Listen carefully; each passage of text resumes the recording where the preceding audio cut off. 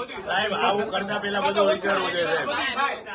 ગિરીશ ભીમાણી મુર્દાબાદ મુર્દાબાદ મુર્દાબાદ ભીમાણી મુર્દાબાદ મુર્દાબાદ મુર્દાબાદ ગિરીશ ભીમાણી મુર્દાબાદ મુર્દાબાદ મુર્દાબાદ ગિરીશ ભીમાણી મુર્દાબાદ મુર્દાબાદ મુર્દાબાદ ગુજરાતના શિક્ષણ જગતને કલંકિત કરે તેવી ઘટના એ અમરેલીથી સામે આવે છે। અમરેલીના એક પ્રતિષ્ઠિત સંકુલની અમુક વિદ્યાર્થીનીઓ પ્રવાસ માટે આબુ ગયેલી હતી, ત્યારે ત્યાંના ડાયરેક્ટર અને સૌરાષ્ટ્ર યુનિવર્સિટીના ભૂતપૂર્વ કુલપતિ અને ભાજપના કાર્યકર એવા ગિરીશ ભીમાણી પણ તેમની પાછળ ત્યાં આબુ ગયા હતા અને મળતી માહિતી મુજબ આ ગિરીશ ભીમાણી દ્વારા